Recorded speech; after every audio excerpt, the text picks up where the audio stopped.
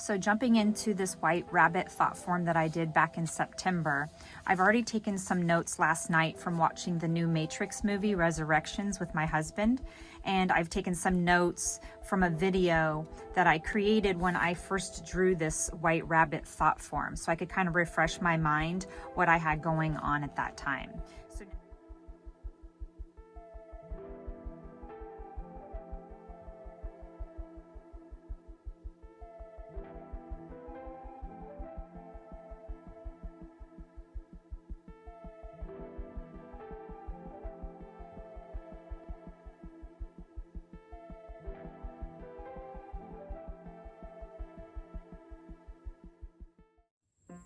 I've moved my operation outside so that I can sit barefoot with my feet on the ground. So now that I've done that, I'm going to, and I've also colored everything in of what stood out to me. So this is a very intuitive kind of activity because I'm not necessarily reading everything that's on the page. I'm just letting things jump out to my attention, and then I was bringing color to them also intuitively.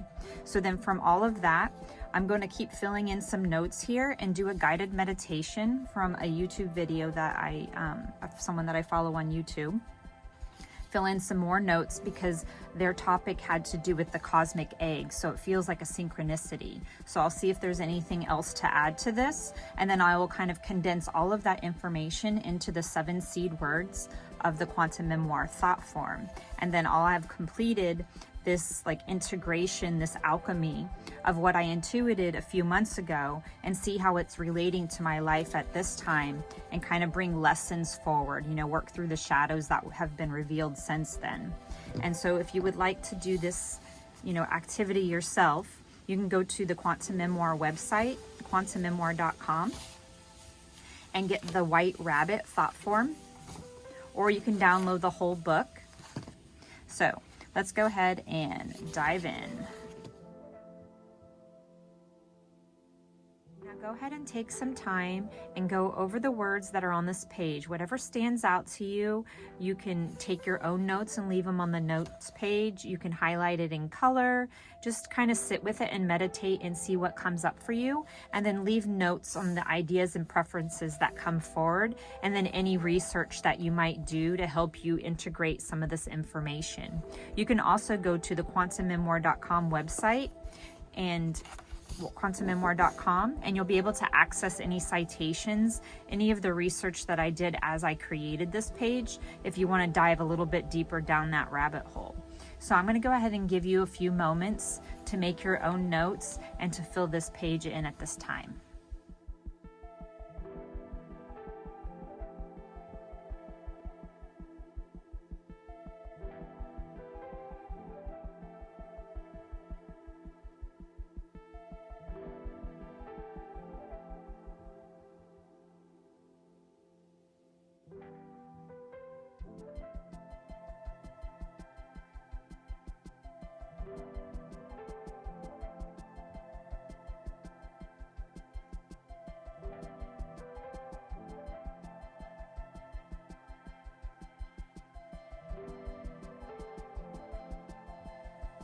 Okay, so now that you've gone through this notes page to the White Rabbit thought form, and you've highlighted things that have stood out to you, you've made notes on your notes page that were sparked from reviewing this, any ideas that are preferences or opinions that came up.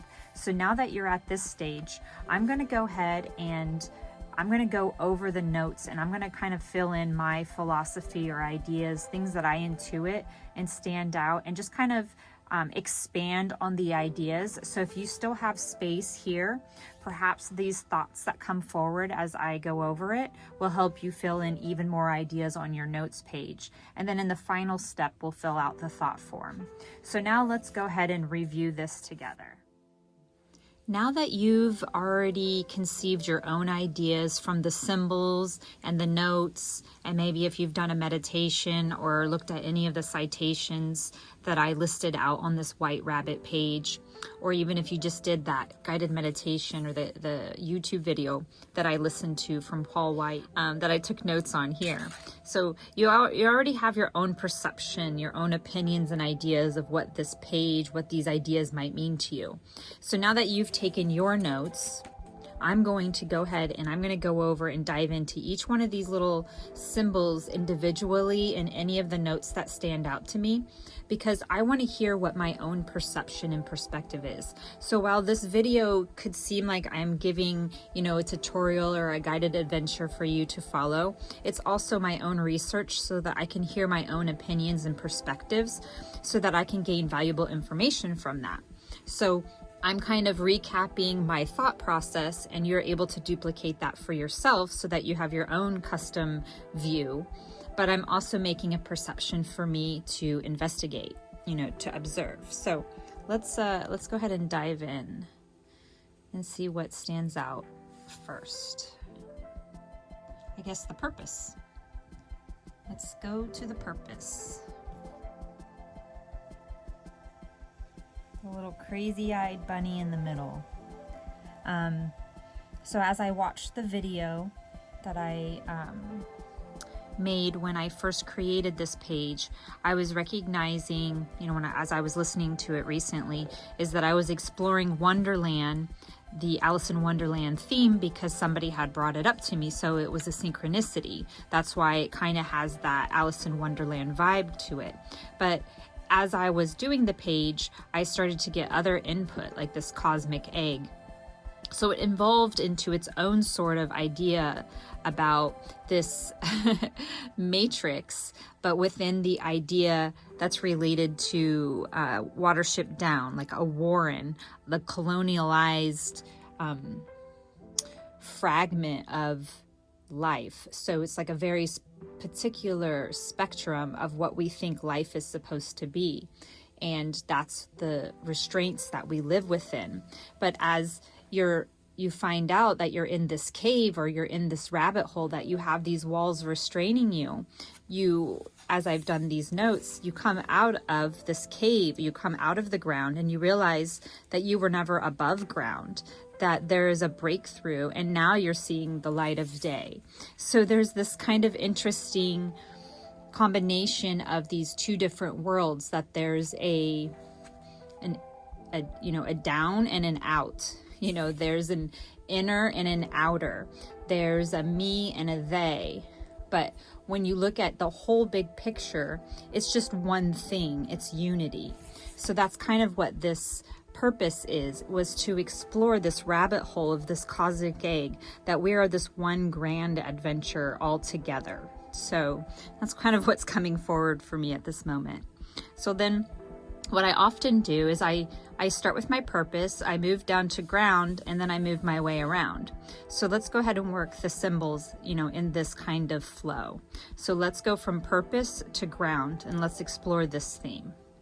So the ground sphere. The ground sphere represents like the now moment, being present with nature, actually doing some sort of physical activity outside, fresh air, sunlight, temperature, hot, cold, whatever it is, experiencing the natural world. That's what this ground is. So obviously, I had this rabbit theme going on, and this idea that Alice would fall into these, like what some people would consider a portal. I have several of these trees that have these seemingly like open cavities that you go down into, that I find very fascinating. So I drew that imagery out right here. This is kind of like a cave within a tree. This is a portal, something that you're going into. You're going from one world or point of view into a different one. So I'm grounding that notion, that idea in this sphere right here. Let's see if there's any notes that relate to that.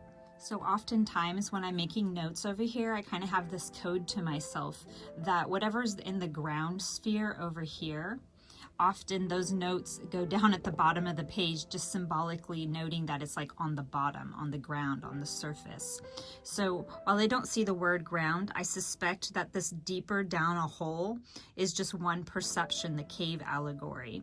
So I would imagine that this is kind of the notion that I was grounding. I was grounding this idea of Watership Down, that humanity is basically it's not going to sound very nice, and this is usually why I don't share these kinds of perspectives, but humanity's basically like cities are warrens of humans, of people, that is a piece of land that is cultivated for breathing or breeding or production. that you're there to keep this machine going. And the program was to go from, the country to go to the city to be something. I was watching some documentaries about the Appalachian people, that how they were, taken and started to go to the cities to work or to get educated, to become something. And they found, they lost touch with their roots, their heritage, their family. So this idea of like, what's better? Is it better to be living in the woods and not evolved like civilized people? Which, I feel personally like I'm sort of on the border of that, because I have recently moved out into the woods. And so this really became something that, after watching this cartoon Watership Down again recently, I could see that this idea of how different life is out here in the country or in a small town. Our town has a population of like 1,200 people. It's not very populated out here. It's very rural. There's not a lot of civilization out here as far as like big box stores and things like that. So there's definitely a difference between these perceptions when you're, on a spectrum of something, on the spectrum of consumerism or hustle. It's a much different lifestyle because it's a different mindset. So I feel like I'm kind of going off on a tangent. Let me see if I can pull this idea back around. So we're looking at the ground sphere, which is this portal. And it makes me think of the property, that I live at. We have a driveway that takes us about, 15 minutes to drive from our property to the actual main road. It's a gravel road, and it's pretty treacherous.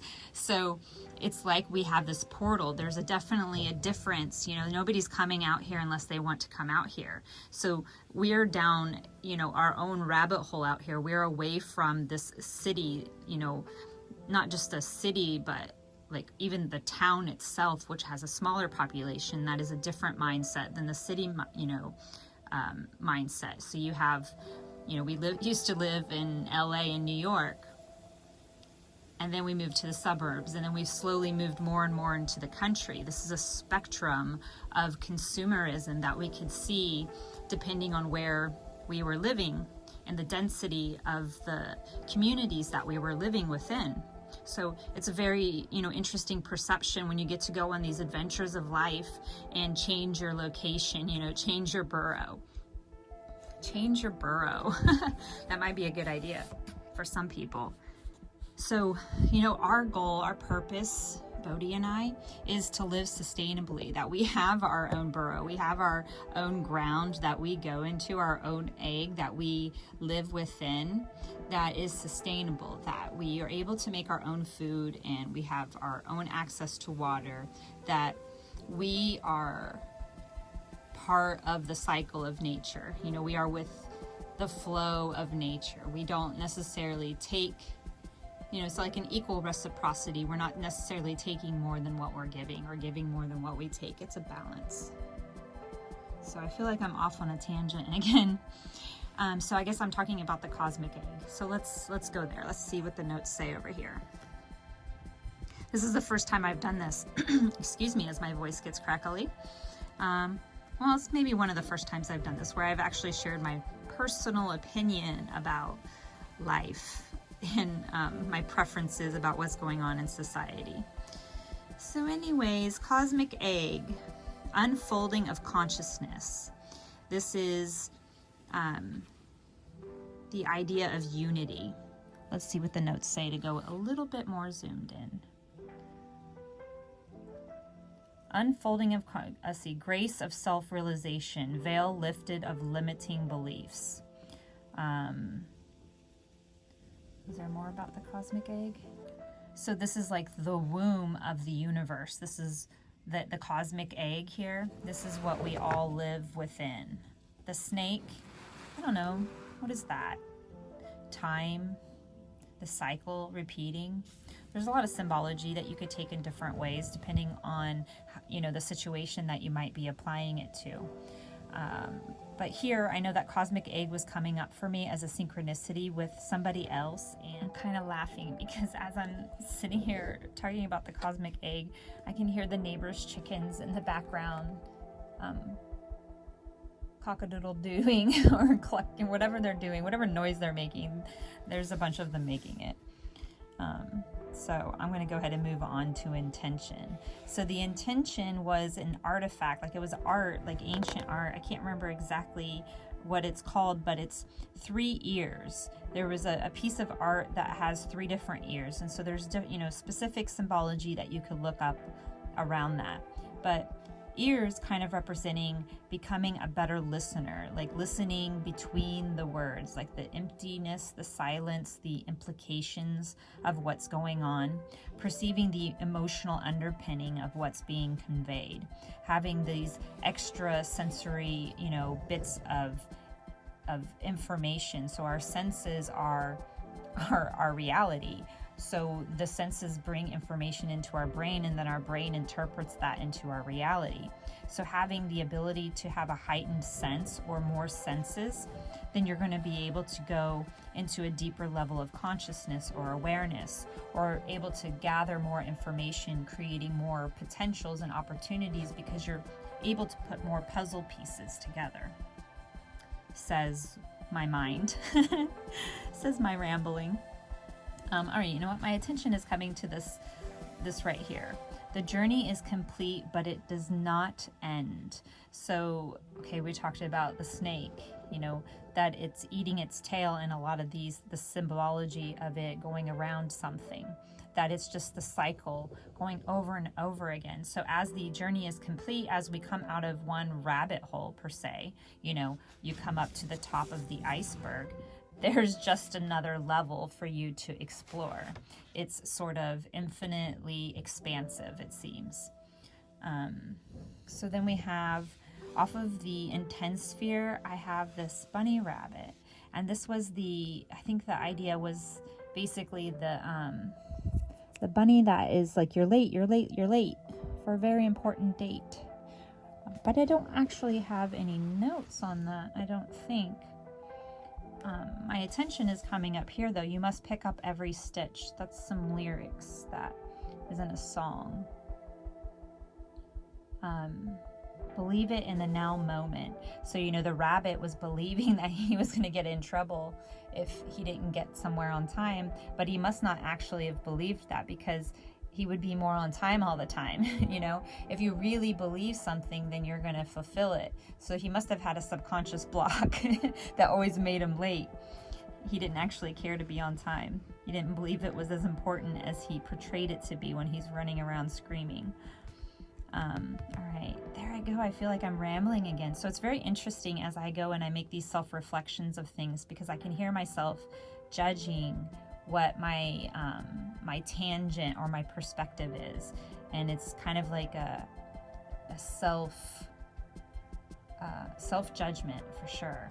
So jumping back in, I see Wonderland stands out, and it makes me think about my imagination and the imagination of lots of other people, and how sometimes our imagination or our realities are in conflict with one another, that it seems as if there's something to reconcile, that we all have sort of different realities and somehow they merge together.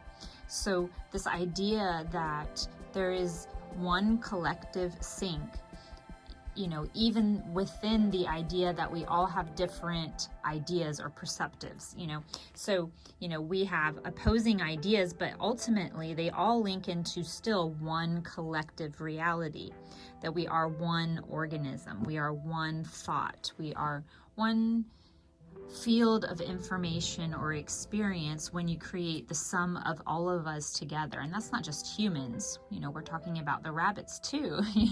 We're talking about plants and sea creatures, trees and insects, not just humans.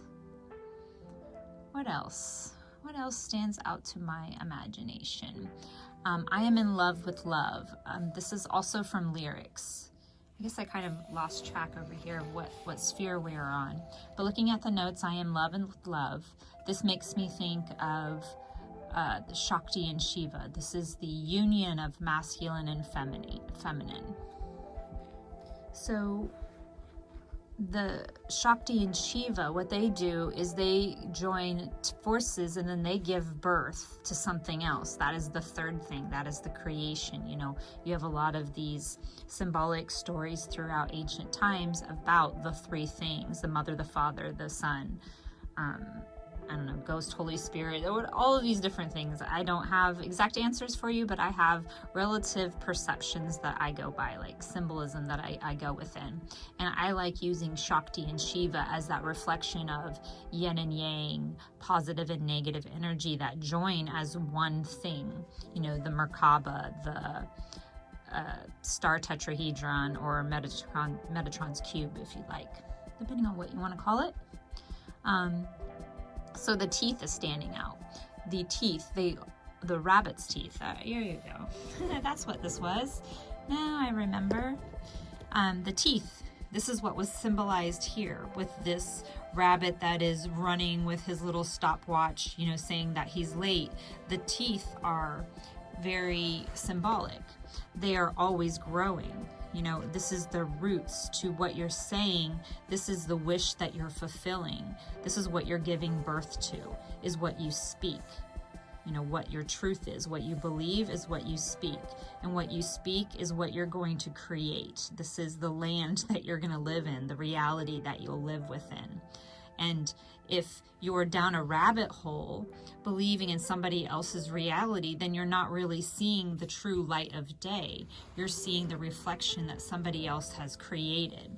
So let's go over here to connect right now. It's kind of where my attention is going to, is these, this is the war, you know, the good versus evil, black versus white, the yin and the yang. These are the polar opposites that are really nothing but one thing, you know, broken down to two different perspectives. So this is the before they come together, the Shakti and Shiva, and this is the after, once they're joined in union. So that's kind of like the symbolic representation that I have here for what we're talking about over here.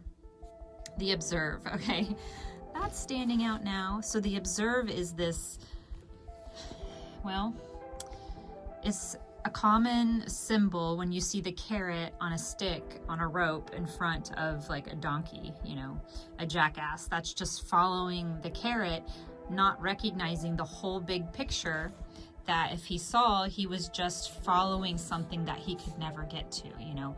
Instead of looking at something from just the top or just the bottom or just within or just without, you really look at the inside and outside all at one time, right? So that you can observe when you're being strung along on something that isn't, you know, that is connected to some ulterior motive. You know, it's rope, it's tied, it's bound to something. It's not just free in nature that you're pulling it out of the ground. You see that I have a rope here very clearly. It's bait. And I see it's connected to time. So I think at this time I'm probably diving into it a little bit deeper than I did when I actually represented it. But I could really see that on this axis. Wow, yeah, look at that axis, how that goes across here. You know, you're strung along on this idea of time, and it leads to your death, or it hides your shadow, you know, this fire, this thing that you need to burn up. So I really like this axis, how that came out.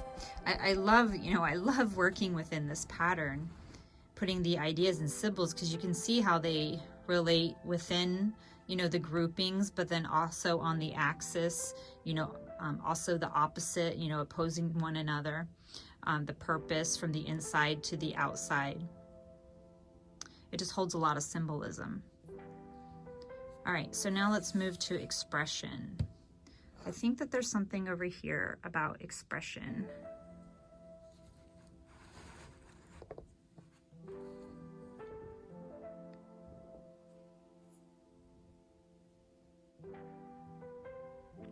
Well, this stands out.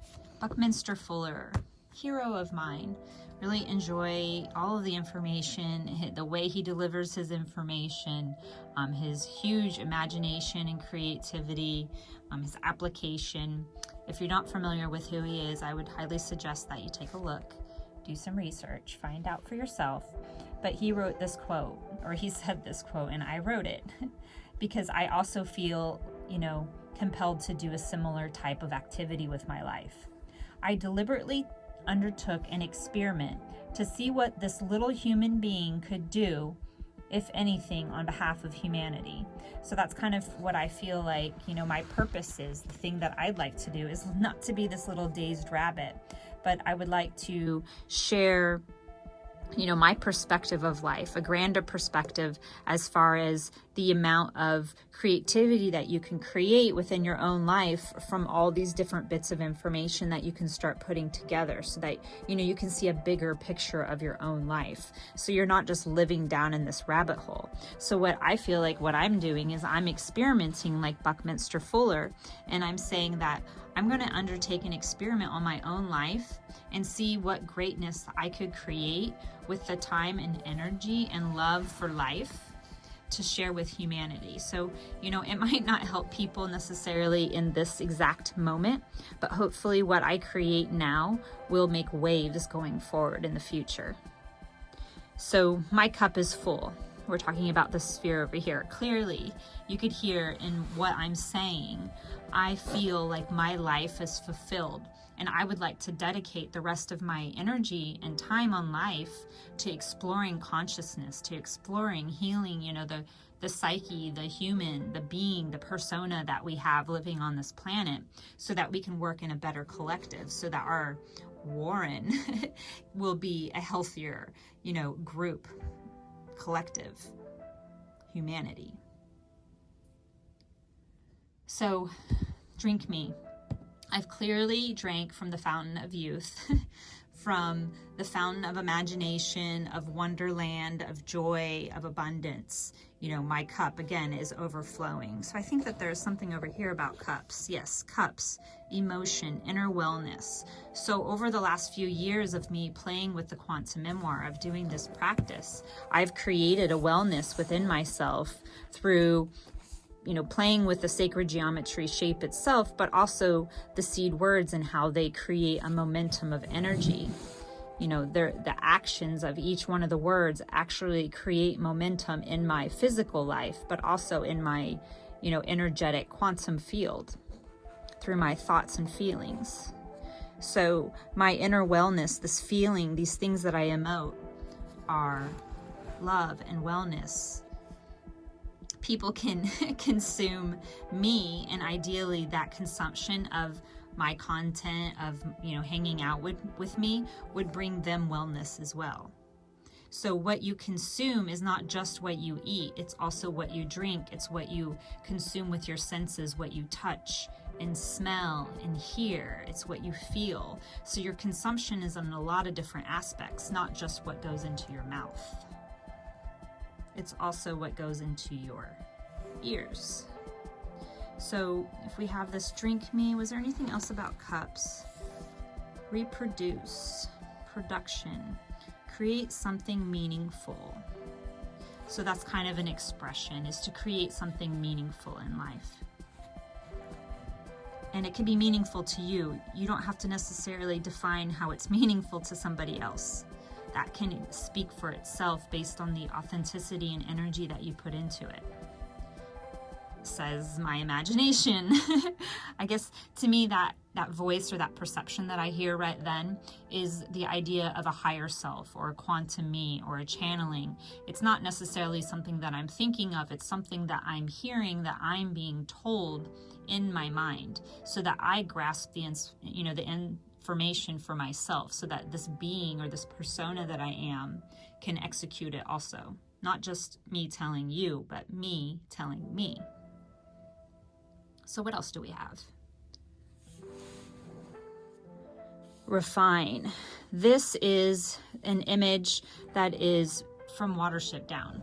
If you watch the cartoon, I think it was from the 80s, it's kind of like a social complex of rabbit consciousness, and it's very reflective of our human collective of colonialization. So there's a lot of parallels that you can pull into it. And this whole page really had a lot of that vibe, especially down here in the notes, that, we're living in a colonization. We're living in a warren that has outgrown itself. Like physically, there's no more space in a concentrated area for life to thrive. That is part of this cartoon Watership Down. And it's, you know, deteriorating, and then we're going out on an adventure, some of us, where we're creating like almost like not colonization, but a new socialization, a new tribe, a new way of being in connection with the land. And, you know, that's what my husband and I are doing. We're trying to create self-sustainability. So the refinement for me is to learn the lessons of this cartoon of Watership Down, of how these characters, you know, collaborate or fight with one another, how they make changes, how they get by, how their socialization works, what worked, what failed, what succeeded. So, you know, I take lessons from that. And so my refinement is for me to internalize and implement that into my own life. So then we have, off of the refined sphere, the match, the fire. I wonder what that was about. Do we see fire over here anywhere? Free to expand.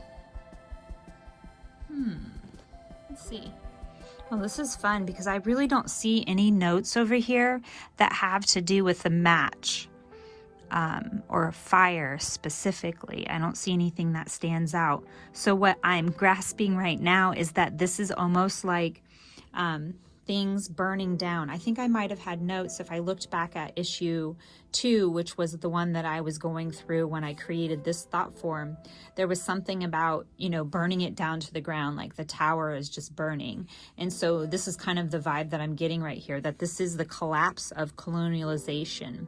The last couple hundred years that we've, you know, built our industrial revolution, it is now turning out a resultant to us that it's not sustainable and that it's changing. So there's a collapse, there's an ending of that cycle, you know, and we're going into a new cycle. We're going into a new ring. We're going into a new motion of energy, you know, a new cycle of time. And so I guess that's kind of what this page represents, is that in a sense, time is down here. This is the past. And we're at the present, we're breaking through this water line so that we can be in the future. We can be on the top, we can be in the light, you know, we can be above ground and really soaking in the sun. You know, we're not living under an artificial light. And that is symbolic in statement, but it also, I feel like, is also literal and representative of something that actually could be taking place in our reality beyond how I could explain it. So you could take that for what it's worth. Let's see. So now that we've gone over these symbols that are over here, let's dive closer and see if any of the other notes stand out as important. So my focus is coming back over to this rabbit hole here. And the idea is not that I'm going into the rabbit hole, that actually, I've been in the rabbit hole all of my entire life, and probably lifetimes over the last couple hundred years. And I'm actually coming out of the rabbit hole now. I'm coming to the top, to the surface where the trees and the breeze and the sunshine is. And so this journey is complete, but it is not the end, because now that I'm on the surface, I have a whole new world. If I look at my iceberg that I drew today, now out of the edge of the ground, out of the edge of the water, you know, the rabbit hole, out of the tree here, now I'm in the daylight. And so I have a whole new world to adventure through and to learn about. You know, I see this standing out. Call to adventure, transformation. There's this innate sense of curiosity that comes from a lot of creatures on this planet, including this one. Like, I'm very curious when I go out and I'm walking through the trees, you know, the woods here, and my eyes are just like drawn to these most interesting things. And I'm like, how on earth did that one little thing stand out amongst all of this wonder? But it does. And as you spend time with that, it transforms you.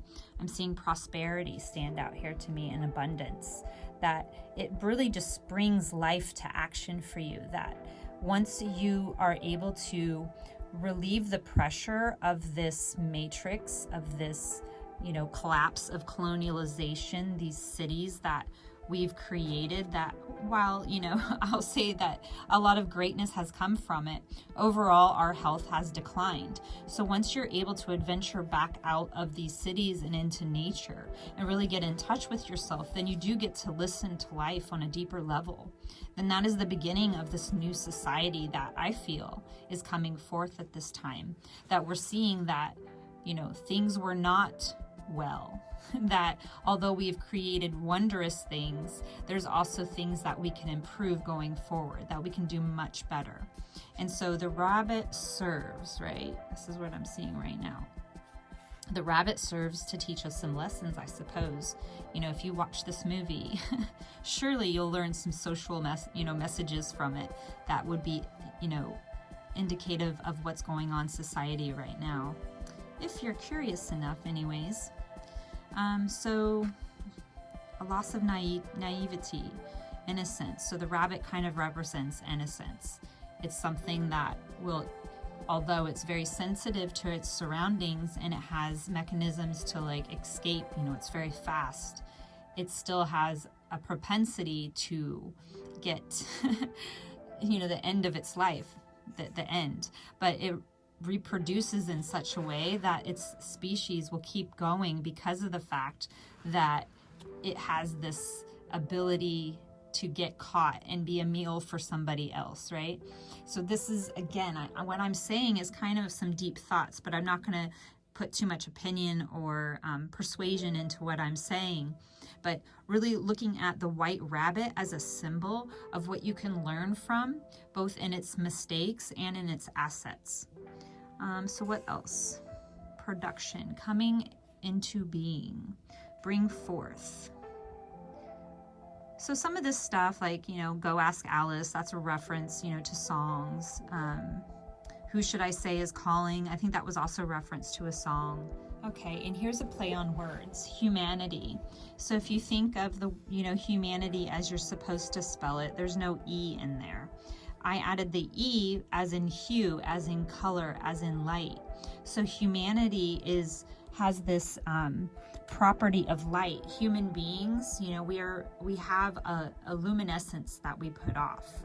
This is not something that I've personally studied, but it's information that I've consumed and I feel is accurate in some capacity, although it's beyond my comprehension of how to prove it or to, experience it at this time. I do believe that we have this aspect of photons of light that are emitted from us, and that our perception of what reality is, what we can see in this color spectrum, is very limited compared to what is actually around us. So it's important for us to stay present in our environment.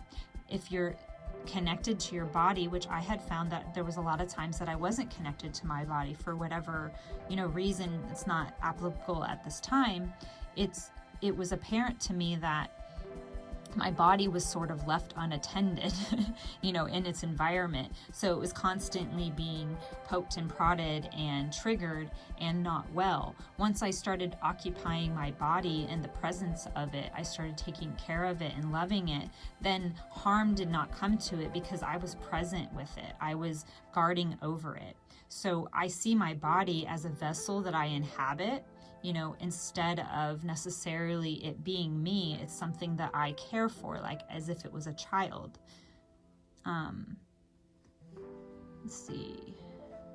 What else stands out? And so, you know what? Let's go back to this copper snake. So this Orphic egg, this cosmic egg I have here, has a snake around it. And actually what I did is I drew the ring that I have, this copper snake ring that I have, that my friend in India gave me. And the symbolism of this is a spiritual symbol, right? So I have kind of noted down here that copper is representative of the goddess of love. So there's a lot of love idea, unity, even though I'm talking about the collapse of civilization, and death and ruin in a sense. I'm also talking about love, because I'm not talking about the end. I'm talking about a journey that is, happening over and over and over again. And each time it's getting more refined. It's getting closer to what it was in its full essence. It's like a puzzle in my mind. there was a full puzzle that was a picture that was taken apart and all the pieces were scattered about. And as time goes by in the last, I don't know, however many years, personally in my life, I could say in the last 4 years, I've been putting these pieces together, and so now I'm getting closer to a grand photo of, reality, where I did not have that perspective before, because I didn't see individual pieces and how they fit together into a bigger picture of my life. Something is coming to my mind that my husband talks about, which is, I'm sure he got it from some guru or coach or something like that, some mentor, that it's easy to underestimate what you could do in 10 years, because you're so focused on, just what you're trying to do right now. You don't realize that if you set shorter term goals, they add up to longer term goals. So for me, I've created this perspective that what I'm doing now is a step and a step and a step, and these all link together into pieces. I'm gathering, each step is a new piece that I put together into this larger puzzle. And if I don't take the time to step back and see each one of the pieces that I've collected, then I fail to see the larger, expression of life. Then I'm only lost, like an ant can only see right in front of it. It can't see the grandness of everything that's actually around it. And that's fine if the ant wants to just only live in that perspective. But, we don't have to live in that flat, narrow, two-dimensional perspective. All right, anyways, I was going off on some tangents, and I realized I didn't completely color in this idea that the journey is complete, but it does not end. So I'm just going back to this notion that that the journey is complete, like the weird web, the Norse mythology. The whole picture is already created. We're just taking the path to get from the one part of the maze to the other part of the maze, but we'll always go in and out of the maze, the matrix, and it's the journey in between, that is the experience of life, that is the adventure of life. You're in a game, in a sense, I don't know how literal that is, but for me, this is my personal choice. I guess what we're going to do now is we're going to go over to this next page. I've completed my thoughts on this page, and I'm going to go over here and talk now. So as I go over this note page, you can continue to take notes if new ideas and thoughts come forward for you, and put them down on your note page. And then after we go through this one, then I'll go ahead and go about condensing this information and coming up with new perspectives and points of view, and fill in the 7 seed words and create a new thought form, on all of this information gathering, meditation, and contemplation. So back to where I was going with this, is that exploring. For me, I see my life as an experiment, and it's, above and below this water line, this ground line.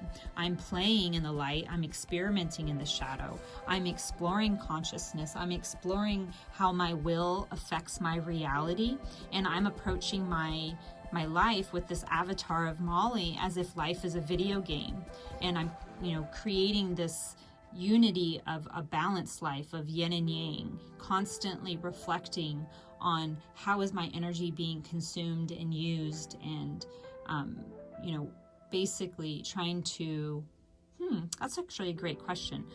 Well, I'm unlocking my mind, but what is it that I'm trying to do?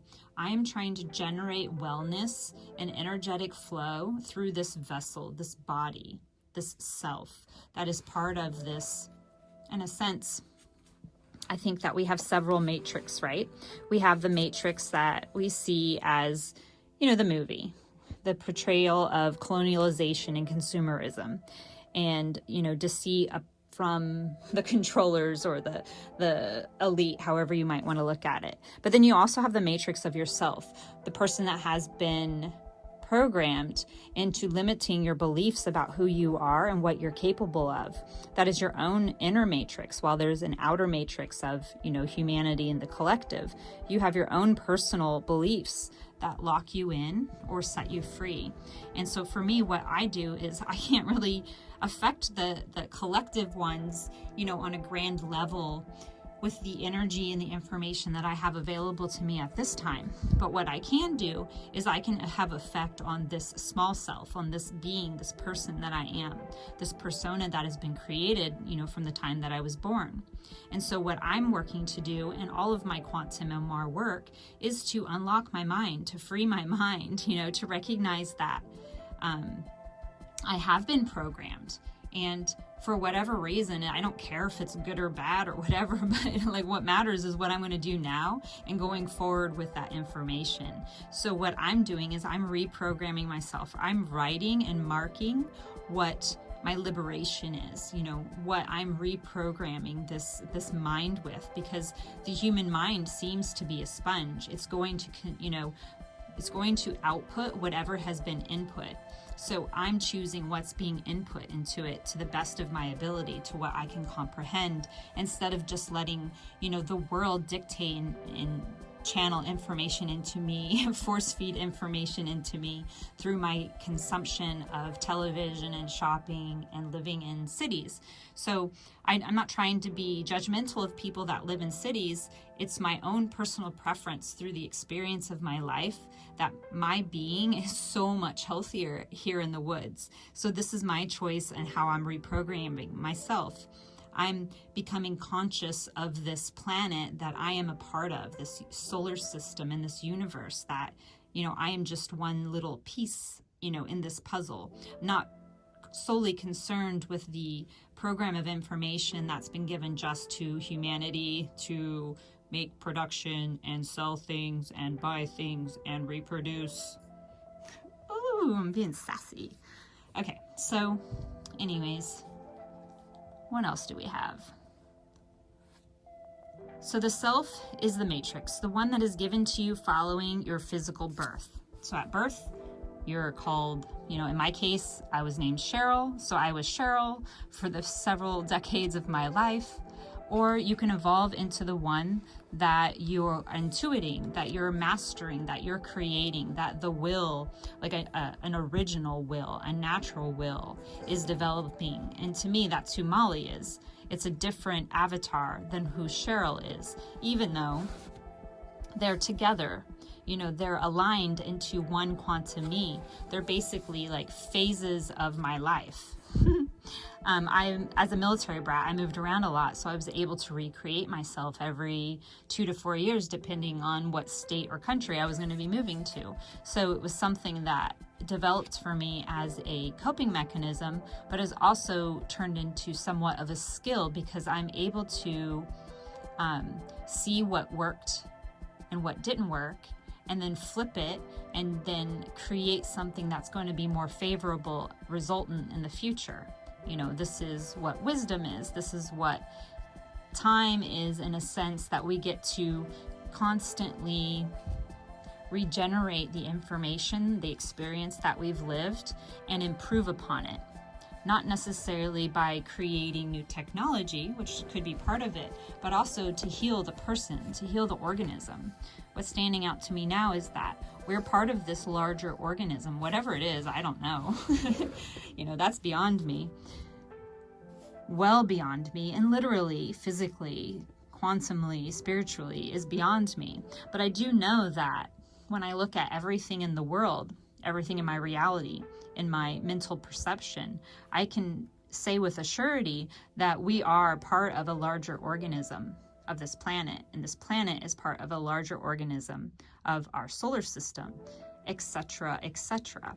So this dimension of time to me must be another in and out breath of this larger organism, this field of information that our reality, our experience, is contained or experienced within. This is the matrix. I shouldn't say the matrix. It could be a matrix, right? Because I don't know how many levels of these little rings are around. How many layers and levels are there to an onion? It could be one system of state of mind or consciousness or level of consciousness or dimension or, whatever you want to call it, one over another infinitely. So to me, I guess what I'm saying is I don't necessarily care about how many levels or what are in between. I recognize that at a grand level, this is all one thing, no matter how far out that goes or how far in it goes. It's everything. I recognize that I can't do anything without the butterfly effect. Something being caused for another being, you know, another human being, another creature on the planet, an element on the planet. Everything is interlinked. That is very apparent when you really start looking at the idea of the matrix. You look at it as a matrix, like whatever the plural of a matrix is, right? Like you're going to have a lot of them. It's like,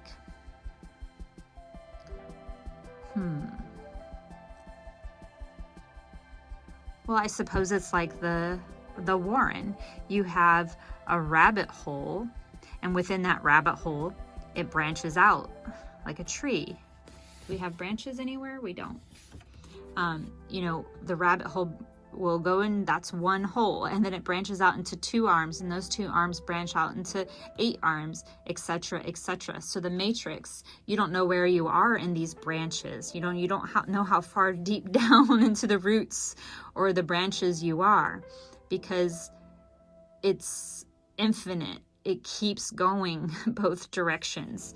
You know, the roots will keep going out and the branches will keep going out, and they just get recycled into one another like a torus. So can you imagine like a torus flowing through here? You have the 2 sides of a torus where the energy is just generating in a spiral toroidal flow around this perception of you, this field of you. And then within that field, there's more and more and more and more fields or matrices around you. So that's why I'm saying this idea that it's like a game. It's like when you go into Mario, you have a level, you explore the level, you pass the level, and then you're going to go into another one. So this is the adventure of life. What else stands out? So I suppose the adventure of life is getting the choice to come out of the rabbit hole or stay in the rabbit hole. Stay in the rabbit hole, learn from the dark, learn from the shadows, or come out of the rabbit hole and explore the light of day. Then this is your choice. This is all of our choice. Where are we going to live? Where are we going to remain? So the cave allegory. We've been in this, you know, if we use this perception, you know, this is not saying literally, but if you use this perception that we've been in this warren, down in a rabbit hole, you know, locked into this cave, and we really don't know what reality and the truth is that surrounds us because we've been in this cave allegory. So if you don't know what the cave allegory is, you can go and Google that, and then you'll have a little bit better perspective of what I'm trying to, you know, illustrate here. So this is past tense. We have been in the cave, but as I've been saying in this video, we're coming out of the rabbit hole. We're coming out of the cave, or we're becoming above water, and we're going on the tip of the iceberg so that we could actually breathe in the fresh air, right? We can see one another. We can see the light. We can feel the breeze. We can be with nature. Nature's underground too. I'm not saying that it's not in the shadows. Nature is all of it. You get to experience the whole thing. You're not limited to one arena or the other. This is the liberation that we're trying to write. So in my practice, my experiment of what I do with the quantum memoir is to observe my life experience and notate the changes that I want to project, evaluate whether I was able to create new resultants from what I projected from past memoirs that I've written, so that I'm able to liberate myself and move into more of a thriving environment, you know, both in my body and the environment that's around me. So this is part of my alchemy, part of my work, to reclaim this full point of view of life, to really have that unity perspective that I find so fascinating in Buckminster Fuller. All right, what else do we have? Cave allegory, really lining that up with colonialization. That, so from the video that I watched, was one that I created, was I mentioned something that what is really going on? Like, what is really going on in reality? And my perception is that we have no idea what the true truth is. And that is way deeper than I can even say in that one statement or even make this video about. But in essence, as I keep saying, we've been down a very deep burrow of colonialization, and we're coming through this breakthrough. It's uncomfortable, it's painful, it's, beautiful and healthy and healing at the same time. It's like a scab. You should not pick at it. You have to let it heal. You need to, tend to it and care for it, keep it clean. And to me, that's the resurgence, I guess. That's the rising again. We've pulled our puzzle apart, and the resurgence, the bringing it together into a full new picture so that you see the whole thing, is part of the idea of what I'm creating here with this page. That although it's the collapse of the Warren, of the civilization, that is not the end of the story. It's not the end of the adventure or the journey. There's still more time to experience, more cycles to experience. A side note, time is something that I think I'm going to explore this winter, and specifically like Gregorian or colonized time, not actually natural cycles of time, but more man-made cycles of time. So look forward to that. I really look forward to it. Okay, what else do we have here? So nothing else came up for me to note. I'm going to keep leaving these little areas blank as I filter this information into the thought form and see what comes up from there. And then I'll have a full perspective of what I've learned from this white rabbit thought form.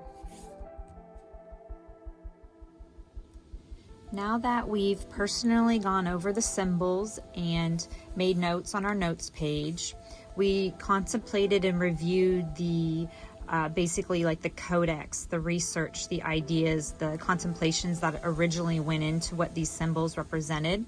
Once you've contemplated that and you've made your own notes, your own perception, and then maybe you've also added things that are going on within your life at this time while you're filling in this thought form spread that we're creating here with the white rabbit. So now you have this full page of notes and you've kind of really sat with it. So the next step is to fill in the actual thought form. This is the fruit of life pattern. Within this context of sacred geometry, there's a specific symbolism, representation of how these spheres are linked together like this. And a lot of people call it the fruit of life. So this is the pattern that I work with, within the quantum memoir. So now what I see this as is this is a like a vessel that you're putting the most potent thoughts and energy and feeling into from everything that you've collected and you've contemplated or you've meditated with. So all of that is going to be funneled into this thought form, and there's a lot more that is entailed, like ideally quantumly or artistically, creatively within that I won't necessarily go into in this video, but know that it's important that this is the final project. And over here, everything I consider should be positive or neutral, and also present tense. So there's a very specific idea that you're projecting your thoughts into, a direction. It's going in and spinning the information, and, it would be coming out the other way on the other side. Kind of like if you think of the northern and southern hemisphere. So this is a funneling of energy out into your quantum field. You're projecting a feeling based on the thoughts and ideas that you're writing down, and ideally that will help it grow into your manifest world, your matrix. So where I see myself going with my purpose, so in case you haven't done this form before, I usually start with purpose. So let's go ahead and zoom in on that. So in the center of the thought form and the fruit of life pattern is the center sphere that I label the purpose. So this is like the focused attention of why we're even doing this entire, journey or adventure or contemplation. And for me, where I see it going with all of this idea of the matrix, you know, I've been heavily talking so far in this video about like the colonialized matrix, the consumeristic matrix, a non-man, you know, non-natural, a man-made matrix.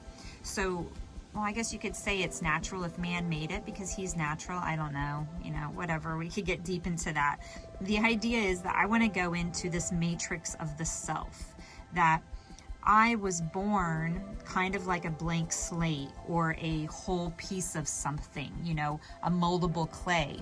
And through time, through programming of society, of relationships with my parents and siblings and school and whatnot, I became a specific persona, a specific self.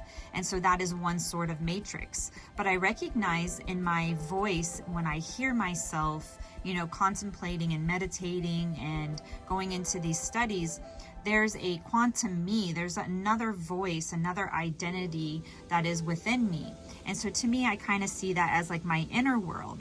So there's this inner matrix that is kind of guiding me and healing this persona that has, you know, been addicted to sugar or television or those sorts of things.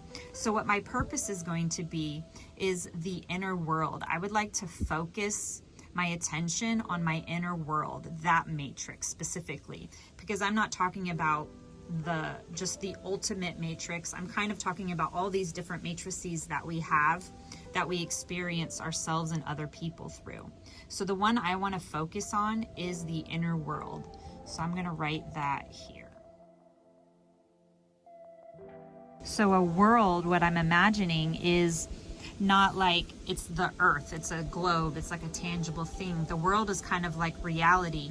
It's subjective or objective, whichever, to the individual that's experiencing it. You know, we could be in a same room together, but we could experience the world or reality different. So this is my inner world. That's the purpose that I'm exploring. If you're doing this, you know, if you're creating one of your own, then you could put anything that you would like here, whatever purpose that comes forward that you want to focus your attention towards putting into this thought form. Or you could go ahead and use the one that I'm exploring as well. So from there, when I was, you know, sitting and kind of, you know, before I started this video, I was contemplating the notes, and what I was seeing in my mind was this little plant here. So words seemed to be the thing that I was, you know, like when I was seeing the plant, let me just draw it. I'll just draw what I was seeing. So we have a seed, right? And so I'm seeing that the seed is my words. And then out of this seed is growing the plant. This is what I'm manifesting from the seed of my words. So do you see what my point is here? That the word is the seed that I create from my inner world, you know, like whatever I'm thinking in my inner world and whatever I put energy into, that word that is spoken, that feeling that is emitted, that, you know, writing that I put down, that mark that I make on the manifest world, on the physical world, is what I'm going to grow in the future. So I really want to ground what my words, what my philosophy, what my, I want to say philosophy.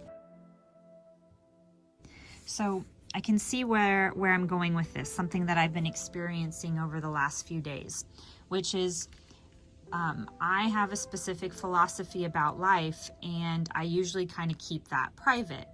And it prevents me from being able to set the appropriate boundaries with my time space, you know, the outside matrix world. So what I'm having to do is I'm really having to clarify my philosophy to myself. Like, what is it that I believe and why? And am I willing to let go of that? Or am I, you know, do I have a strong hold on that opinion or idea? And what does that mean in my result? So what I'm trying to ground is the words that I use to portray the reality that I believe in. And what I've found is that it's easy to use words or actions that make you fit in with other people just to make them comfortable and not to create any kind of friction or problems. But in actuality, in doing that, you're making a measure or a karmic, energetic connection on your own life, because you're not speaking your authenticity. So if I look over here at my moon, the work that I do on the manifesting, accept my desire to be radically honest. Like, this is what I'm seeing, is that in my inner world, I have things that I'm not okay with doing in the outer world, but I feel like, oh, we're supposed to do that, or we have to do that, or that's going to be awkward if I don't. And so then I go against what my actual, personal needs and wants are. So what I want to do is I want to start using my words, more accurately, more honestly, so that the plant that I produce, the thing that I manifest, the action that I make that gives me a resultant will be more favorable to what I decide to see in the outside world, based on paying attention to the inner world. So it's like I'm making sure that the seeds that I'm cultivating are actually plants I want to grow. Wow, that was so much an easier way to say it. So I don't want to plant seeds from something that I don't want. So I'm being very careful about the seeds that I plant. This is the idea that I'm grounding, because this is what I'm going to manifest in my matrix, in my outer world. Here. That's what will income back to me, what I output here into the ground. You get it? So let's see. What comes next? So what I'm seeing now is the intense sphere.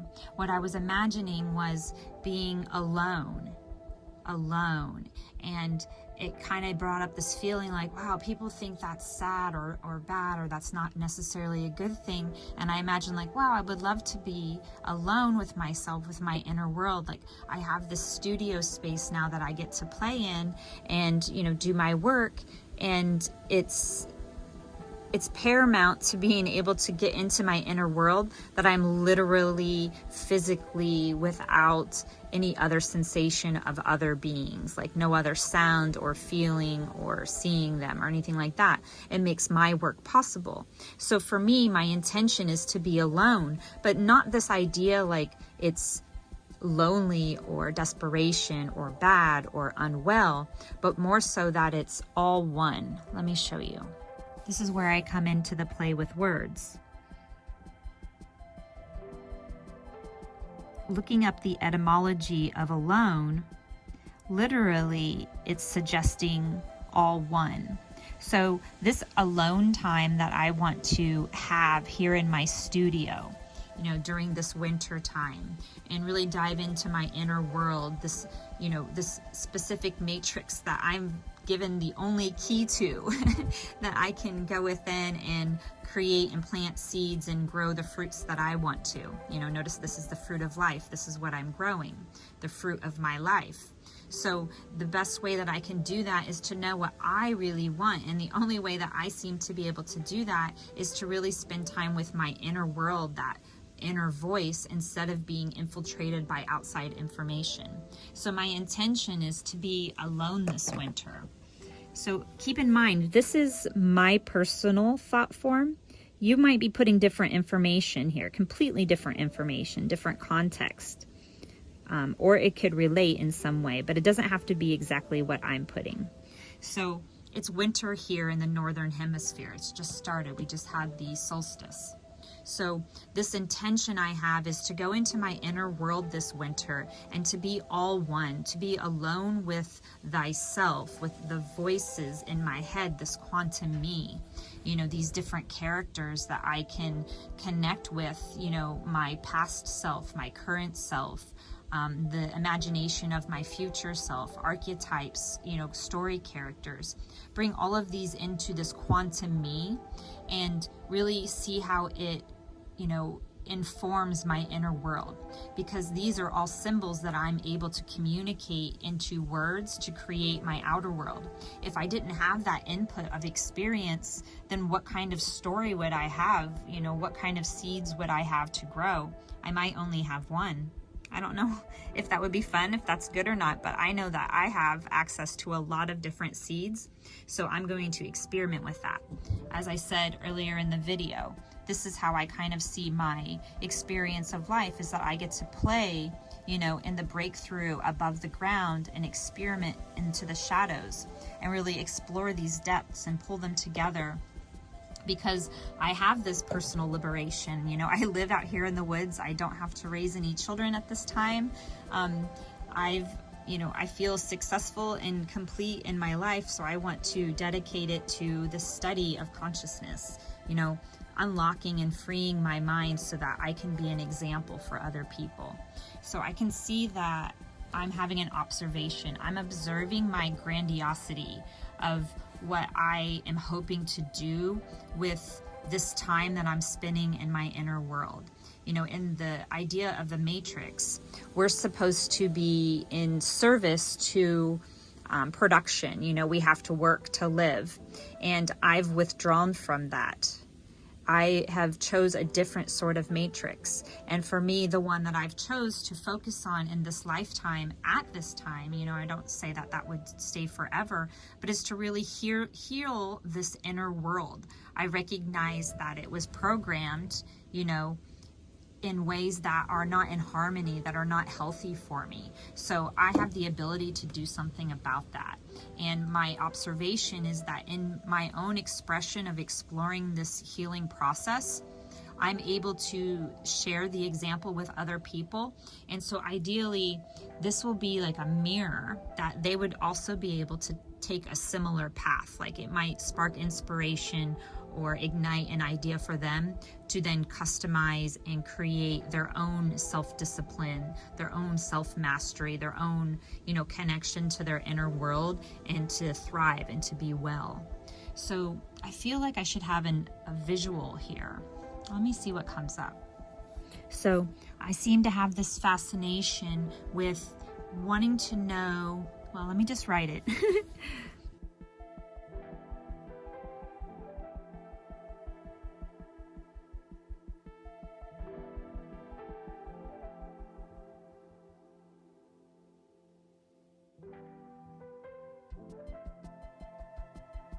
Okay, so what does it look like from the outside? This statement that I have coming to my mind has more than one example or expression or meaning than what I'm just going to imply in what I'm about to say. So a lot of times I see these things in multiple aspects where they apply to a lot of different paradigm shifts or concepts. And so it's unnecessary to go over all of them, I think. I don't know. Let's see what comes up. Okay. If my purpose is my inner world, I'm wanting to focus my attention. Let me write that here, because this is kind of like the prompt, the contemplation for this seed word of purpose. Focused attention. It's very windy out. So I have focused attention on my inner world. And oddly, at the same time, my observation is, what does that look like from the outside? You know, as I was talking about the cave allegory, that we're stuck within this one aspect or dimension or perspective of life, not realizing that there's a whole outside to it. And so recognizing that if there's an inside, there's an outside, my inner world is an inside and an outside. Even the inner world. So it's like everything breaks down into this like dual aspect infinitely. You know, you could keep going there. So my observation is that even though I have my inner world and it's all one, I recognize that within that concept, there's an inner and outer aspect of that. And in order to understand my inner world better, I am able to gather information that's the prompt for this one. I'm able to gather information about my inner world from viewing what my outer world looks like. Like, what does this persona look like to other people? What do these thoughts and ideas represent in the society, in the collective as a whole? You know, what are the observations and preferences about that information, and how does it relate back to knowing myself, my inner world? So going back to this. This is gather information. So the prompt for this observation sphere, information, is to gather information. You know, you have your ground, your intention, your purpose, you're having this idea of something that you're talking about, in this case, you know, some sort of matrix or matrices, and now you're making an observation, you're gathering information, and you're looking at what is the most important thing, the most potent thing that will help you fulfill this intention and this purpose. And to me, it is, you know, this experiment, this fact-finding. It's not even necessarily fact-finding. It's just kind of like picking out colors of a paint, because I can't say that my opinion about what someone thinks of me is a truth or not. You know, it's still just a subjective idea. So it's more so that, like, I'm picking out colors of my experience, and I'm forming, you know, my own impression of what my reality is, or the one that I would like to project going forward. So that feels like an expression or connect. I feel like I'm going to move over here. But I'm noticing that I'm just going within the inner seed words. So I feel like it's notable to say that these outer seed words do not have, or their outer spheres do not have any seed words in them. They're open so that you can either just extend this idea, or you can make an additional seed word that might relate to the one that's on the inside. So I have different ways that I use these outer spheres. In this case, it seems like I'm just sort of leaving them blank at this time. So I might just go with that and then see what develops from that later on. Okay, here we go. Now it's getting deep. So as I come over here to this connect sphere, what's coming up for me is that, like, okay, so this doesn't really seem like I'm just kind of scratching the surface. This is all kind of superficial information when I was talking about, you know, this deep idea of the collapse of colonialization. Like, the whole vibe is sort of changed, right?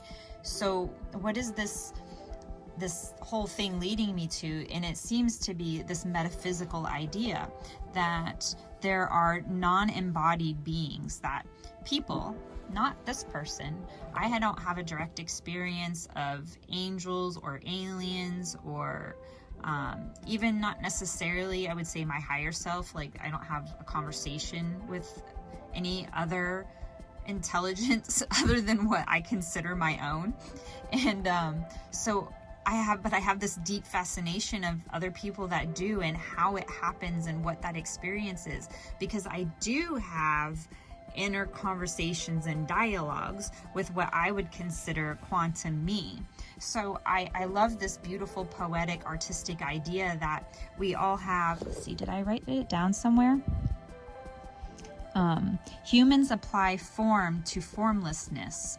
So we have this beautiful way of all expressing something that must be similar, but we are doing it in different creative ways, where some people connect with angels and other people do not, but they must connect with something. So I would like to play with this connect sphere.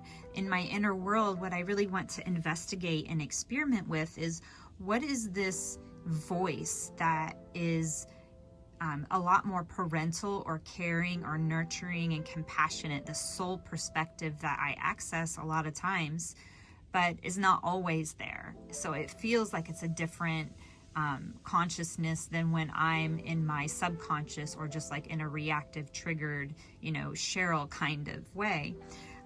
So I would like to take a moment and just kind of connect with that quantum field and see what kind of information comes up along this metaphysical idea that there's these non-embodied, energetic, you know, fields that people communicate with and gather information from, like you would the field of a tree, and it gives them intelligence about their life. I want to, like, have, you know, a direct knowing or understanding of that. So, like, let me see what I can funnel into this connect sphere to make that, you know, idea a projection, a feeling that I could put down here, that I could mark. Ooh, that wind. So I took some time and I did a guided meditation, and I took some notes in my Quantum Memoir Manifest, the Fruit of Life cycle that I do, my daily lunar cycle and a solar cycle. So I took some notes here. So I'm just going to kind of look at these and filter these ideas into this connection that I'm coming up with. The connection, what I was wanting to do was connect with this idea of information that is outside of my identity, my persona, which is actually within me and without me, like my environment. And it's so funny because sometimes when you say these things, they sound contradictory, but it totally makes sense to me. So the lesson here to connect, like how do I connect to this energy, is to literally ask a question. Like this is what kind of came forward for me during this meditation, is to ask questions. And if you ask the questions like I did, I wrote down a question, I wrote down 2 questions, and I got 2 answers. So that is sort of that voice, that quantum me, that's providing information, you know, into my psyche, into my awareness from the field. It's not necessarily something that I was trying to think up. It was inspiration that came to me. So through this meditation, you know, I got the lesson to connect, to ask questions. So for my inner world, what I realized that I want to do in this experiment and study is to ask questions. So that's what I'm going to put here for my connect, is to ask questions. How many times can I say that right now? I guess to get it programmed into my mind, just to constantly ask my reality, my field, myself, my identity, my soul, another person, questions, make inquiries. Oh, and of course I'm going to see quest.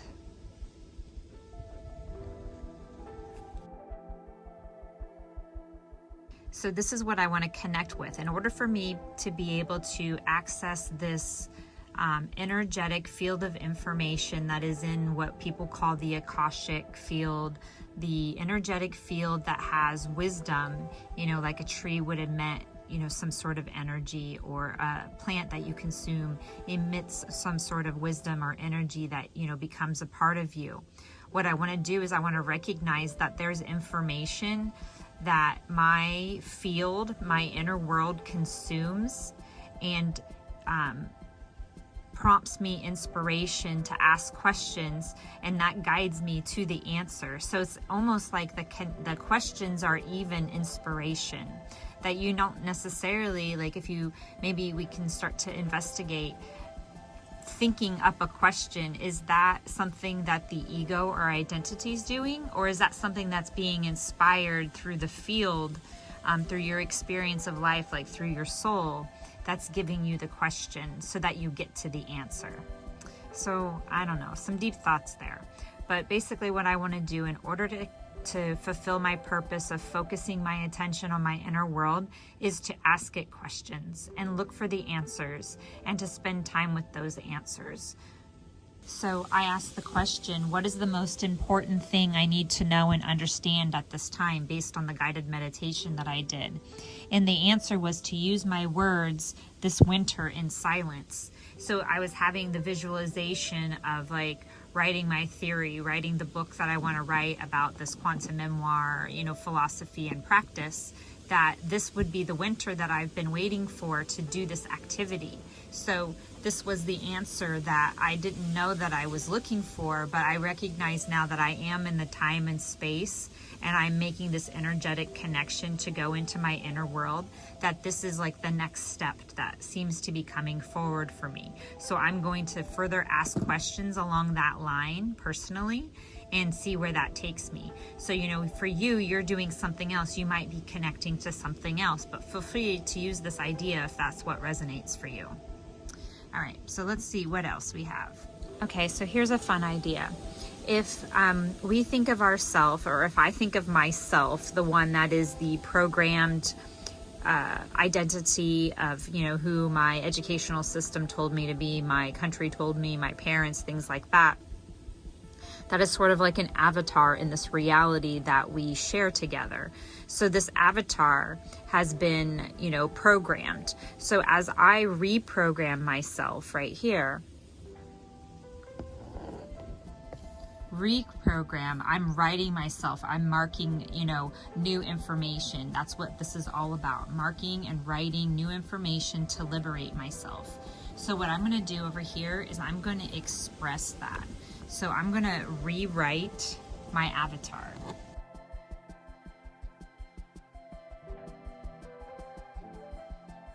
So this idea that we're a somebody that does a something and connects with others, right?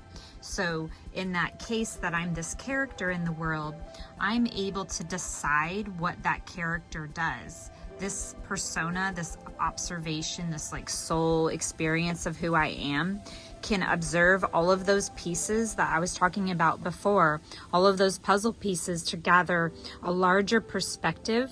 And then that way I can improve upon the avatar that experiences my life and, you know, have a better output and, you know, create a better matrix for it to operate within, for it to live within.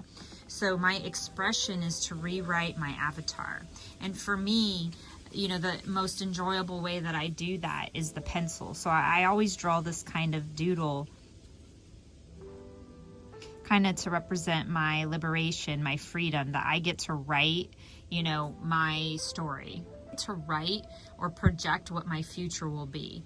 And to me, that's important, you know, because if I don't do that, then somebody else is doing that for this body, and then this body is doing what they want me to do. So for me, it's of the utmost important to be, you know, in self-mastery of this character that is this whole thing, right?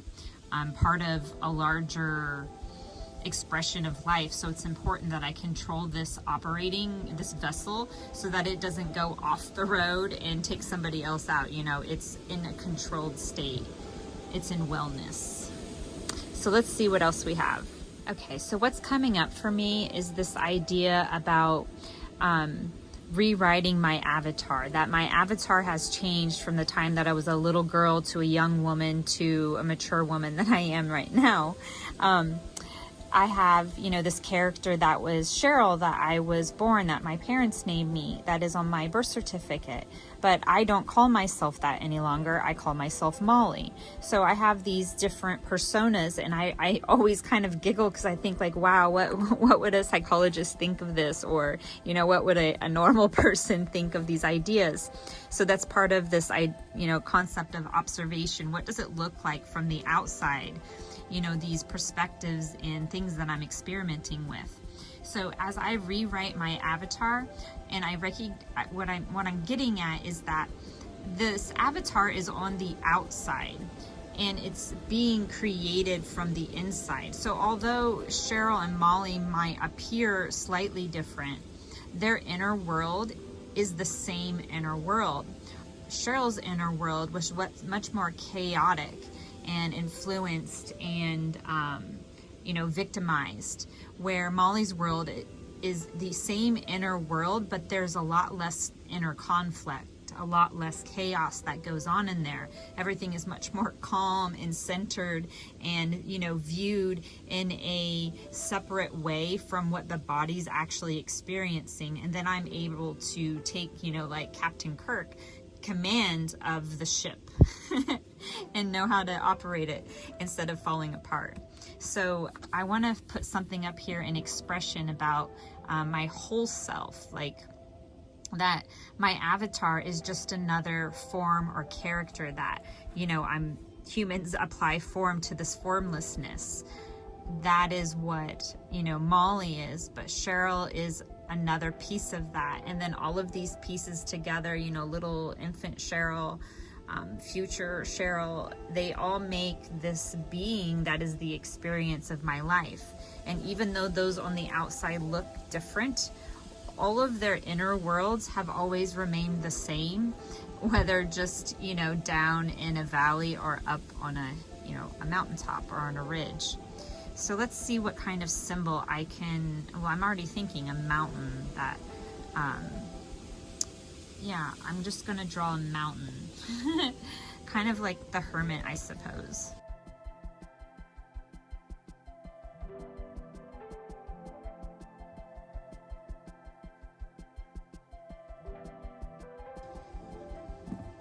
So I'm up here during the winter, like I'm going into this inner world. This is what I'm intuiting for myself as the next step, evidently. That's what this page is turning out to be. It's like information for me to view, to see, oh, what is my intuition telling me that I should be doing at this time? And it seems like I'm the hermit up here on my ridge top, you know, and civilization is, I don't know where, you know, it's way out there. And I'm up here doing this rewriting of my avatar, going into my inner world and really trying to gather different information and perspectives about the past, present, and future, and weaving perhaps a new matrix that I see coming forward. You know, I see a new phase of my life that's unfolding at this time. That is being, you know, if I look at my winter or my solar cycle, my projection for the year, right? I can see that this is the time where I'm creating the seeds of what will spring forth and what will fruit and I will harvest for 2022. So I could see that that's the work that I'm doing right now. I'm in this dark ground seeding time of my life and of my year. So let's see. Well, now I have refine. Let's go there. So refine is kind of like keeping what works. It's the lesson learned, you know, it's the lesson that you can enhance. So I'm going to write lesson enhanced. This is what lesson enhanced. It's hard to write and talk at the same time, or at least I need to practice at it. Okay. Lesson enhanced. So if I look at my purpose is to explore, to focus attention on my inner world, and my intention is to be alone this winter and rewrite my avatar, you know, so I can plant better words into my future and grow the proper vegetation and fruits, you know, the ones that I do want. The lesson that I would learn is that I actually need to unplug. Okay, so I need to unplug from the matrix that I was talking about previously in the video, you know, the colonialized world, the warren, the cities, the consumerism, because it you know, it takes energy away that I have to focus on this work that I believe that I'm doing. So my refinement is to unplug from the matrix further.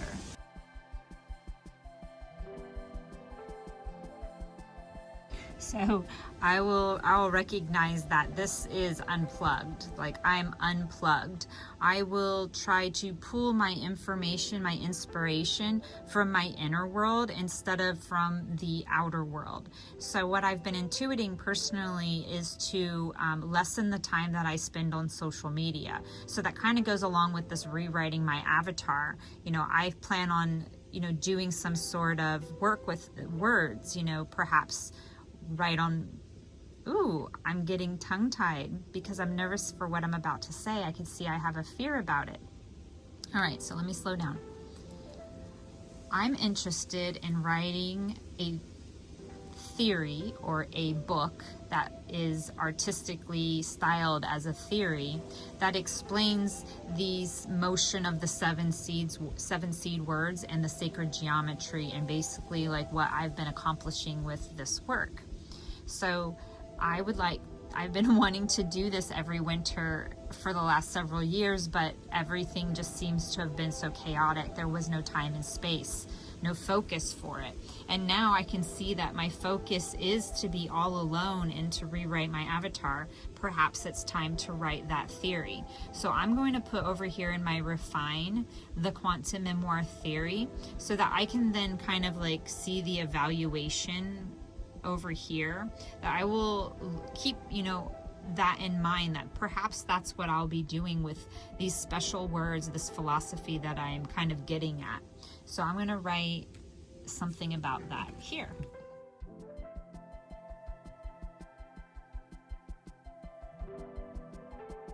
So there, so now I have a symbol. So the great thing about like making little doodles and symbols when you're doing this practice is that you might be able to recall this information later, better than if you just keep the words, or if you write the words in a thought bubble. You're able to make perhaps a better visualization or a recall of that information than if you just write words over here, you know, like in lines or paragraphs. So for me, this helps because then I can like, okay, there was a plug. What did that mean? Oh, it meant to unplug from the matrix. It's kind of like a clue to myself, right?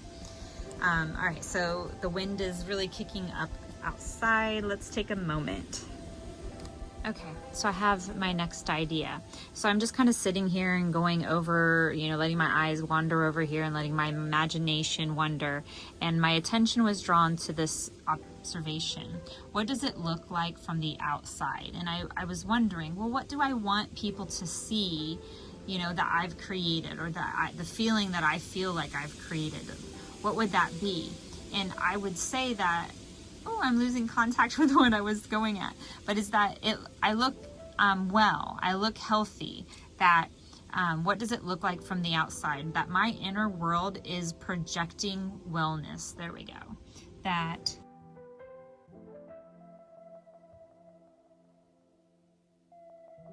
all right, so this is kind of something that, you know, is on my mind sometimes, is that I know that I'm living a very unconventional life, and, you know, my in-laws were concerned about my husband's wellness, that he's throwing his life away going to live in a school bus out in the woods, but here we are. And so there's these opinions that we're not actually well, that we might be, you know, off of our rocker doing this. And, you know, it was unclear at first because we still didn't really project wellness. But now if you look at my husband, you can tell in his physical appearance and demeanor that his body and his emotions have been transformed, and that he is projecting wellness. So while if I didn't have that reflection, I might question only, you know, my own sanity, that like, oh, I just want to go live in this fairy tale world out in the woods.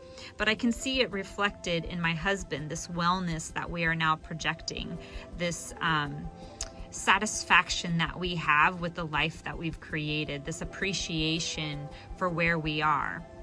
So for my inner world, the purpose that I am focusing on is this observation, that what does it look like, you know, from the outside? What does it look like maybe to other people? And ideally what I would like to project is that it is well, because I feel well, even though I know that I still have these shadows that are planted deep down here that are growing, these old words and thoughts and beliefs that were programmed in me that I can't help but to project at times. Overall, I believe that I am projecting and living my best life, you know, and I feel like that's paramount for us to understand, to be able to actually do it, even though there might be a long road ahead of us to get where we want to go. It seems important to really feel the value of where you are right now. So this is what I want to project, the feeling of for myself, that I am projecting wellness. This is my goal, is to actually, you know, not just like project it like falsely or artificially, but I want to do it in an authentic way. So let me write that. Let me add that extra little note there.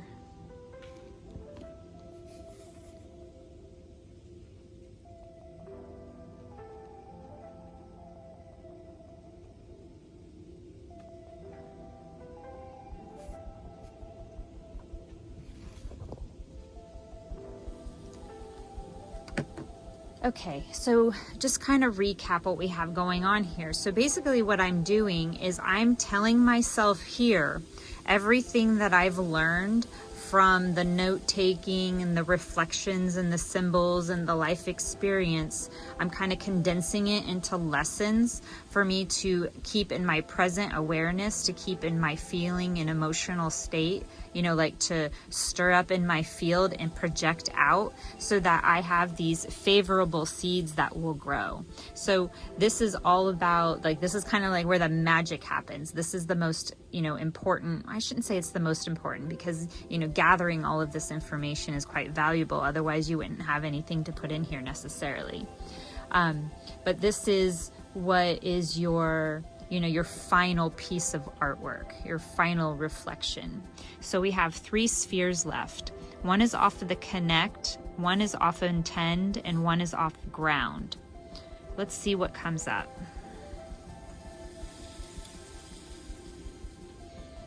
Okay, so what I'm seeing, because I'm going along with this theme of my inner world of experimenting with my life, this is what I want to, ask questions. I want to study myself. So this is what my inner world, will be providing to me. It's basically, it is a like a test subject to my experiment. So what was I going to write? Study thyself. And it's that little self, the ego, the identity, the one that was influenced through the first 20, maybe even 30 years, the way we've been. Anyways, the one that is not living its best life, that is living under the conditions and limitations that other people and society has put upon it. That part of me is what I'm studying. And then I'm also, I could see that that's not the only part of that I'm studying. I'm also studying this quantum aspect. Okay, so I can see that within my inner world, I have this ego identity, the judge that's telling me, oh, you can't do that. But then I also have this quantum me, aspect, this spirit, soul, parental aspect. So I have these two things that I'm really kind of, I guess what I'm doing is I'm narrowing in my focus of what my study will be, my quantum theory study, that I'm studying these two selves that are within my inner self, this breakdown of the ego identity and the spirit, soul, parental kind of consciousness. That would be like what some people might say an angel or an alien or some other kind of non-embodied being that would give them information that would help them with the progression of their life. All of that kind of information, symbolism comes into me as quantum me. Like I just call all of it that because I can't really make a delineation at this time. So between that aspect of the inner mind, the self that's providing, mental feedback, mindset, then I have the self that's the ego identity. So this is kind of like what I see going on in the inner world. And perhaps there's some other things going on there. If you have some other ideas, then do share. Because maybe it's just something that I haven't personally reflected on yet. And as soon as someone else says, oh, listen to this voice, I'll be like, oh, well, now I hear it all the time. We seem to choose to ignore these things. I didn't even realize that I had all this mental process going on in my mind, previous to the last few years. I never recognized it as information. I was just so caught in the turmoil of living my life and getting by and surviving that I never really listened to the, brush your teeth, go to bed now, the loving, caring voice that was trying to help guide me, into better resultants. So I listen to that voice now. And for that, I'm grateful because my resultants are definitely better. All right, so what do we have? I guess results. Yes. So what I want to ground is I want to integrate better results.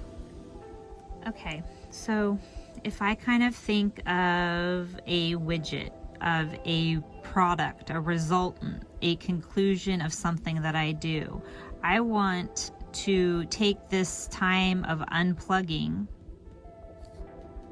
this refinement of information, tap into my own information and have better resultants. And resultants is a word that Buckminster Fuller uses. Ooh, it's windy out there. Better resultants. So the seeds that I'm going to be planting going forward as I explore my inner world this winter are all under the pretense that I'm going to have a better harvest, in this next solar cycle. In this one here, I'll have a better harvest because I will be planting the proper seeds that I want to have fruit. Okay. And I'm doing that by having this like hermit experience. Where's that hermit experience? Being all one, so that I can just get this inner quantum me to give me information, and my ego identity to give me information, so that I can clearly know thyself. All right, here we go. That's the last sphere. So the reason the intention is to be alone is to really know thyself, to remove the outside influence so you can see what is remaining and really hear these voices, these concepts that are providing information. So this is know thyself. And I usually do this in, like, you know, the silent in, so that instead of know thyself, it's now, the self that is now. It doesn't necessarily matter who we've been in the past. It matters how we're showing up right now, you know, in what we're creating going forward, because that is the projection of the future.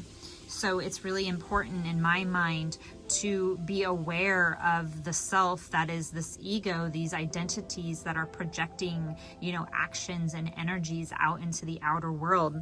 And because it could cause conflict and harm to other people if not mastered well. That's, you know, a resultant. That's not one that I'm looking to create personally. So, all right, let's not go off on a tangent. Let's look at this, that all of these spheres are now filled in. So let me just take a moment to like reflect on the whole thing and see if I can come up with a conclusion. So where I started was with this white rabbit thought form that really had a lot to do with humanity, you know, as a collective, the consciousness, the awareness of humanity being down this rabbit hole, this civilization, this warren that is falling, and we're coming out of the rabbit hole and we're breaking, you know, the light of day. We're coming above the bottom of the iceberg. We're coming out of the cave. And so as that idea, you know, from, you know, humanity was emerging into the light, I personally seem to recognize myself, well, at that same time, I'm going into the cave, like I'm going into the inner world. Like it's like a portal, right? You could choose to go on the outside. Like I was talking before, there's an outside and inside, there's an up and a down. There's these different perspectives and points of view of polarities, but ultimately it's one thing. So as my expression of recognizing humanity's doing one thing, I recognize I'm doing the polar opposite of that. My inner world is calling me to go within during this winter, to be with nature, right? That to really start reflecting on my experience of the outer world and my reflection of what that's created in the connections with other people, and kind of refining that information to know myself so that I can plant better seeds for my future, not just for my personal future, but this collective co-creation that, you know, I've been doing with other people, like the collaborations that I do with those of you that, you know, follow this practice as well. So the white rabbit, it's very interesting because it kind of started with the Alice in Wonderland, transformed into the Watership Down, Fall of Civilization, and then now I could see the rebuilding through the individual original self, the one that is conditioning, kind of unraveling that programming so that we can kind of come back to, you know, the natural world, I suppose. Or at least a new experience of it. I almost forgot the most important part.